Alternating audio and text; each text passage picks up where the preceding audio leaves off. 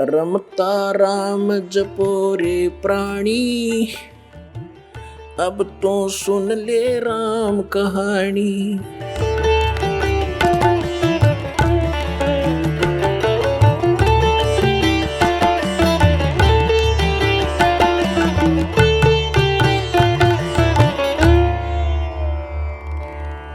अब वो परमात्मा कौन है, कैसा है, कहाँ रहता है, इसकी जानकारी कहाँ है। गीता अध्याय नंबर 4 के श्लोक नंबर 25 से लेकर 31 तक गीता ज्ञानदाता ने जानकारी दी है कि कोई तो केवल देवताओं की पूजा करके निश्चिंत है,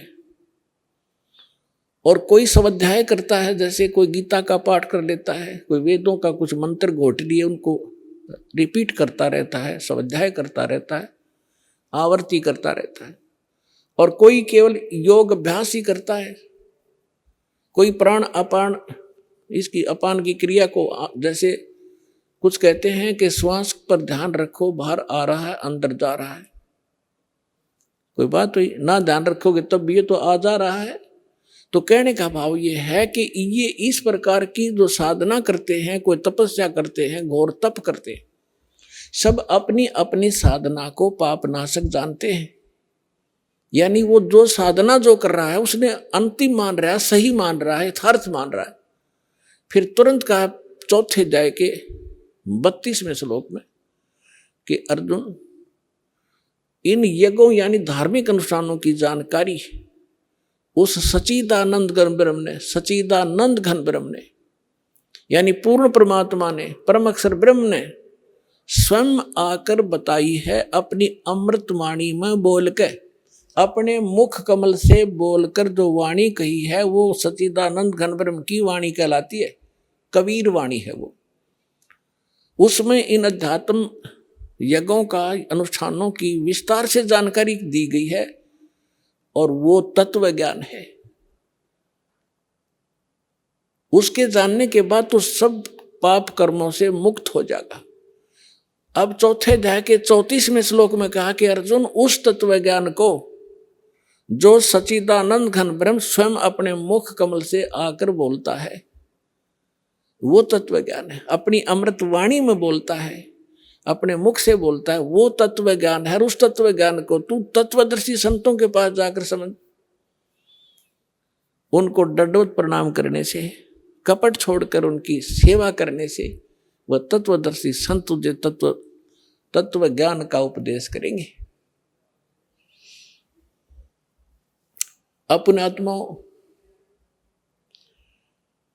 ये श्री मद भगवत गीता का अनुवाद कर्ताओं ने अपनी बुद्धि को श्री कृष्ण जी पर फिट रखा कि श्री कृष्ण जी गीता का ज्ञान दे रहे हैं, श्री कृष्ण जी परब्रह्म हैं, श्री कृष्ण जी ही पूर्ण ब्रह्म है। और इसी को आधार मानकर गीता जी का अनर्थ कर डाला इन्होंने अनुवादों का, अनुत्तम को और सर्वश्रेष्ठ लिख दिया।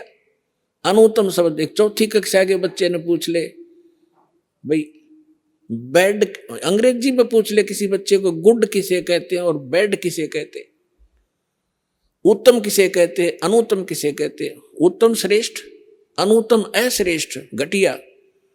अरे ननाड़ियों ने, अज्ञानियों ने, अनुवादकर्ताओं ने अनुत्तम शब्द का अर्थ कर दिया जिससे उत्तम कोई और ना हो। है तेरा गजब भैया।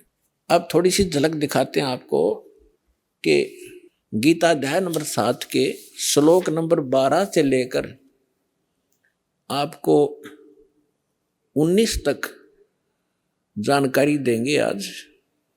और जिसको सुनकर जो देखो पुण्यात्माओं, ये सत्संग है और ये ऐसा ज्ञान है, इसको समझने के बाद फिर संसार में कुछ भी समझना शेष नहीं रहेगा। पुण्यात्माओं, आप विद्यार्थी हैं, पूरे विश्व के मानव, आपको पोशाक अलग से मिली है। ये शरीर क्या है? एक तोला है, ये कवर हमारे ओरिजिनल शरीर के ऊपर, जो सूक्ष्म शरीर है उसके ऊपर ये कवर है, एक कपड़ा है। संतों ने इसको चोला कहा है, वस्त्र, गीता जी में इसको वस्त्र कहा है कि जैसे व्यक्ति पुराने वस्त्र त्याग कर नए वस्त्र ग्रहण कर लेता है, ये शरीर ऐसा है। तो ये जो ड्रेस आपको मिली है मानव वाली, आप विद्यार्थी हैं और आप अपना उद्देश्य भूल चुके हो, क्योंकि आपको टीचर ठीक नहीं मिला। क्योंकि संसारिक व्यक्तियों के जो क्रियाएं हम देखते हैं, हम उसी में ढल गए कि बस इतना ही काम है हमारा, और कभी तीज त्योहार हुआ तो थोड़ा बहुत बना के अपने करके पूजा पाठ खा लिया, बस इतना ही काम है, बाकी हमारा काम तो यही है। संसारिक करते हुए हमने ये इतना ही मान रखा था, बच्चे हो गए, इनका पालन पोषण कर दें, इनका विवाह कर दें, फिर इनका संतान हो जाए, हम मर जावा, फाइनल हो गया। अरे ये तो स्टार्ट भी ना करा मनुष्य का काम हमने, ये तो पशु पक्षी भी कर रहे थे इसी काम को। तो हमें टीचर ठीक नहीं मिले, जिस कारण से हमारी रुचि नहीं बनी जितनी बननी चाहिए थी। अब यदि परमात्मा ने ये विशेष मनुष्य जीवन ना देना होता, इसका कोई विशेष कार्य ना होता, तो 84 लाख प्रकार की बना दी योनियां एक और बना देता उनके जैसी।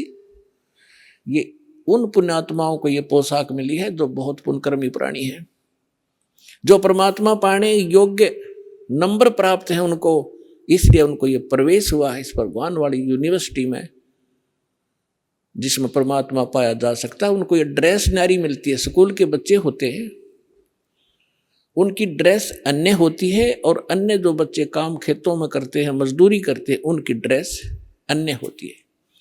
इसी प्रकार आप विद्यार्थी हैं और आध्यात्मिक गुरु जो होते हैं ये टीचर होते हैं, और टीचर का काम होता है कि सिलेबस पढ़ावे, अपनी लोक वेद दंत कथा नहीं सुनाओ बच्चों को। वो तो दुश्मन होता है उनका जो अब सिलेबस से हटकर ज्ञान देता है। तो आज तक जितने भी हमारे धर्म गुरु थे, उन महापुरुषों को छोड़ जिनको भगवान मिले हैं,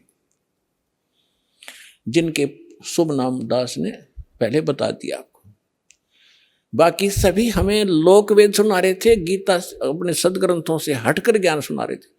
आप सुन रहे थे जगत गुरु तत्वदर्शी संत रामपाल जी महाराज जी के मंगल प्रवचन। अधिक जानकारी के लिए विजिट कीजिए हमारी वेबसाइट www.jagatgururampalji.org। संत रामपाल जी महाराज जी के शुभ आशीर्वाद से पूरे विश्व भर में 500 से भी ज्यादा नाम दीक्षा केंद्र हैं, जिन पर संत रामपाल जी महाराज जी द्वारा ऑनलाइन निशुल्क नाम दीक्षा दी जा रही है। अपने नजदीकी नाम दीक्षा केंद्र का पता करने के लिए संपर्क करें 8222880541।